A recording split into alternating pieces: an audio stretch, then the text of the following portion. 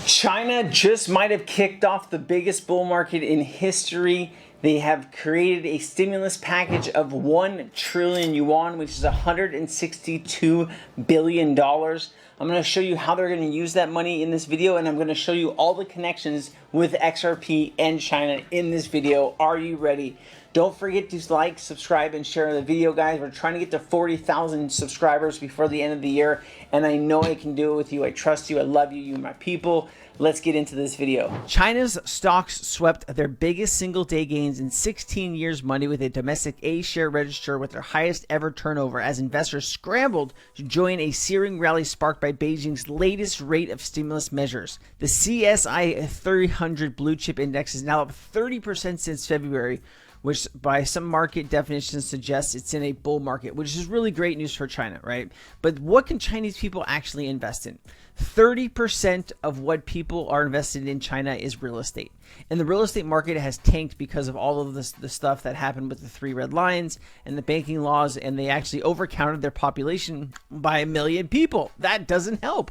So you built out all of these homes that nobody actually needs, right? But they can invest in equity funds, fixed income funds, hybrid funds, index funds, specialty funds, ETFs. They can also invest in individual stocks that are listed on the U.S. Stock Exchange, that are listed on the Chinese Stock Exchange, and they can do key services like, you know, manufacturing industry, agriculture, technology and software, crypto, healthcare, biotech, new wave, and tourism in e-commerce shopping. Foreign direct investment, the Chinese government encourages FDI to certain sectors, particular in manufacturing, high-tech industries and services. So I think people are going to be getting money, and what I think they're going to be doing is putting it into the crypto market and the stock market. So here we go for a big pump, guys. China is preparing and working up to speed up the stimulus, says La Jing. Quantitative easing on steroids. This is not a bull market anymore. This is a dragon market. Chinese stocks soared, right? So people are talking about this online. China unleashes stimulus package to revive economy. Markets, central banks, and chief reveals policy rate RR cuts at briefing. Measures to boost sector stock market. Market announced. Most people who bought real estate in China are up here, right? They have lost almost everything, right? And they are paying huge payments, some of them on projects that haven't even finished yet, right? So it's really messed up. Here is a gentleman on Bloomberg talking about the situation in China, and then I'm going to get into the XRP and China connections. Policymakers went above and beyond expectations this time. You know, sure, some of the interest rate cuts, triple R cuts were expected, and actually yesterday markets were kind of giving back gains in early trading before the real surprise, which was the PBOC facilities for stock purchases.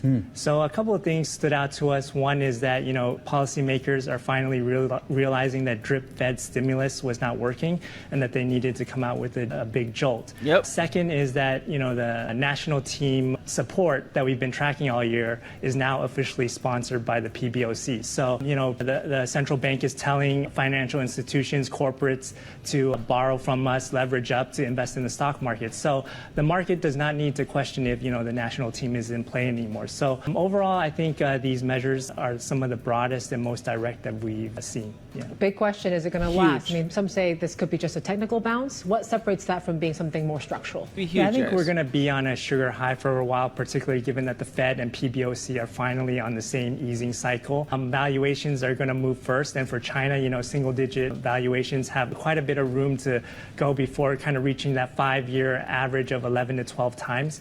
For sustainability, it will come down to the data showing improvement on. We need to see improvement on consumption, housing sector activity, and deflationary pressures ease.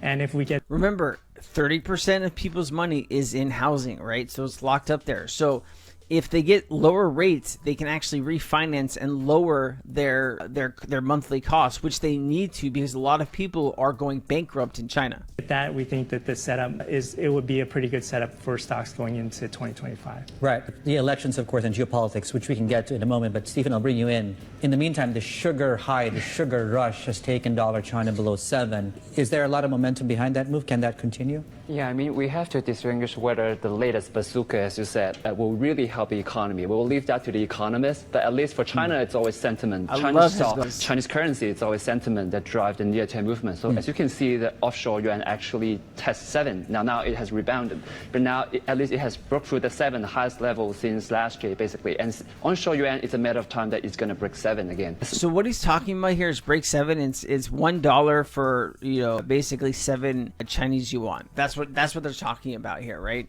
And obviously, if it's $1 to 3, you know, they want to get it as low as possible. Marvin said, like, the Fed has really helped as well. PBOC also delivered a lot of stimulus. So the currency, actually, the direction will be intact. Of course, how fast the yuan will rally, it depends on how the PBOC will let it. Now, if you look at the basket, interestingly, it's actually not that strong. It's still at like 98.5, which is somewhat like stable this year, meaning that there could be a lot of room for the dollar yuan to drop from here. But you're saying there's still some cracks. So you got to be careful. Ahead to. What does it look like post U.S. election when you have to talk about trade wars once again? I think beyond all this stimulus hype and also beyond the U.S. election, obviously the top risk is the U.S.-China relationship, because like we don't know who's going to win. If Trump comes on, obviously there could be a U.S. trade war 2.0. But even if it's Kamala Harris, we know U.S.-China relationship is just going to go south because of... Let me explain this to you. Tariffs, okay? Cool. The Biden administration actually kept some of the tariffs that Trump put on. But at the end of the day, the U.S. customer buying the good pays that extra money, right? Because the business is being charged more now for a product. They have to charge you now more for a product. So the higher the tariffs, the worse it is for you and me, the customer. Reason. So that could be a risk premium that's yet to be priced in the yuan. And of course, at some point, people will look at whether the Fed will cut all the way below 3% next year. If not, then the Fed rate cut path will have to be repriced. That will support the dollar. So from the dollar front, that will actually sort of like slow the yuan rally as well. We're counting down to the U.S. elections, as Stephen was pointing out. Marvin, geopolitics, when does that kick back in and remind these equity markets that there is something to talk about there? Yeah, I think, you know, with the stimulus, the big announcement yesterday, the question becomes, has all this easing been front-loaded ahead of the U.S. elections? And if we do get more tariffs, does the Chinese policymakers have more firepower? And, you know, we think that, you know, that it remains to be seen, but the external risks are definitely there. But we think that, you know, with this recent strengthening in the yuan, and if the Fed continues to ease as expected, there is room for more policy easing going forward. And I think that sentiment was kind of reflected in the announcement yesterday when some of these measures were hinted that, you know, they can be extended if necessary. What does it mean? We saw a lot of momentum in the equity market. They can be extended if necessary. So basically means they can print more money if they need to, if they see that the 162 billion or 1 trillion yen hasn't helped as much as they would like it to, they will create more. Kind of take some money away printer, from baby. the bond rally, right, where CGBUs actually rose on the back of this announcement. Has all this been priced into the bond market, and should we find a floor for yields now? I think CGB yields, especially the 10 years, sort of rebound from record lows yesterday, which is quite counterintuitive because it's like a massive stimulus, rate cuts, triple R cuts, and even forward guidance for more triple R cut before year end. So you would have expected yields to drop lower. But now that tells you that China, after all, is the market. All right, let me show you the connections between China and Ripple here. So I asked Perplexity, XRP and Ripple, the company behind it, have several connections to China. Partnerships in the market entry. Ripple has made efforts to enter the Chinese market to establish partnerships with Chinese companies. Lian International Partnership in 2018. Ripple partnered with Lian International, a major Chinese payment provider. Lian agreed to use Ripple's X-Current platform for cross-border payments, potentially opening a gateway for Ripple into the China-Asia payment industry. Market targeting. Ripple has been actively targeting China with blockchain-based payments technology. The company sees China as a significant market opportunity, especially given the large volume of cross-border payments related. China is the second biggest economy, right? They have a lot of people, a lot of money moves, and if they could use XRP to move that money, man, it would be safe, it would be quick, it'd be efficient, and we would all be very happy. It says some analysts believe that XRP adoption in the United States could have economic implications related to China. Economic rivalry. There are opinions suggested that China may want to prevent XRP adoption in the U.S. as it could potentially help maintain American economic CBDC competition. China has been delivering its own central bank digital currency, the digital yuan. This effort has been seen by some as a potential challenge to the U.S. dollar dominance in the global finance. So China is trying to get there first, and they actually have. They have a few 100,000 people actually using the digital Chinese yuan, and you know, it's hard to get really good reports out of China on how things are going, but I'd imagine that it's going well, like it's going in India. Like instant payments in India took over, and it is going strong. The regulatory landscape, both China and the U.S. have impacted and cryptocurrency adoption. Chinese crypto restrictions. China will be implemented bans on cryptocurrency trading and mining, which affect overall crypto trading and XRP. But Chinese will find their way around this. I also wanted to find some stuff here. Hold on, with China and China plus XRP. Ripple's expanding into China. Ripple is sharing the focus of the dynamic cross-border payment rails in and out of China. We are looking to set the first ground launch to China to operationalize the team over there, head of operations. So it looks like they're trying to hire and get going in China. Ripple shows real estate asset tokenization solution, part of Hong Kong's Monetary Authority inaugural HKD program. Pilots an active solution combining the tokenized real estate lending protocols will run Ripple CBC platform fintech XRP that is connected, right? Digital Yuan connected to XRP. Digital Yuan plus WeChat, WeChat plus Novati plus Ripple. That is what I'm trying to get to here, right? This partnership. China's digital currency comes with WeChat. For mere 80 million more citizens can trial the digital yuan. China's central bank digital currency, the China's digital yuan, and can be integrated with Tencent's flagship messaging app, WeChat. It appears as a payment option where users employ a super app shop. WeChat boasts over 1.2 billion active users, and basically in China and popular outside of the Middle Kingdom too, right? But also you can use, through WeChat, you can use Novati, which uses Ripple and XRP and ODL, right? So that is a really big deal.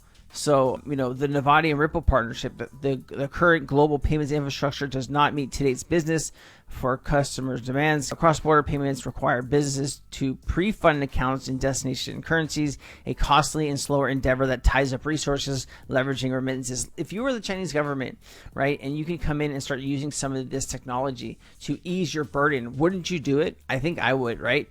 You have Trangolo here, right? We did just talk about Novati, but you also have Trangolo that is also connected into China here. Trangolo announces support for WeChat. So you have two different companies that Ripple has that are working to support XRP and Ripple. It's just crazy. It's just crazy. There's a lot of stuff here, right? See, let me just play this too. I think there's a lot of possible applications for CBDCs. CBDC is, in its basic form, is a stablecoin. So is that the necessary medium of exchange? Can be. The pilots that the Chinese have led together with Hong Kong, Thailand, UAE, others will join with ECNY is using a CBDC for cross-border payments. It's obviously a different set of payment rails than those conventional. It's not dollars. It's not SWIFT. It's something new.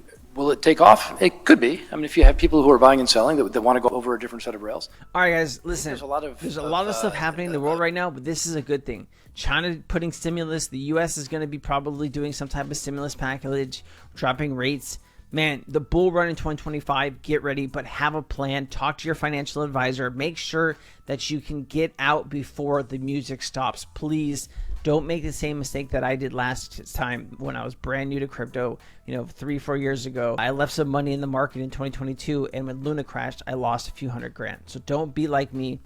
Sell the assets you want to sell. Keep the assets that you think are going to be long term. Like XRP, I'm just going to hold indefinitely, whatever happens with it, right? But like other stuff, just be very careful. Other altcoins, just be very careful, and you want to make sure that you get rid of them. So I hope you enjoyed this video, guys. Thank you so much for watching. Aloha. I will see you in the next one. Please like, share, subscribe. Woo woo. We're doing it. Aloha.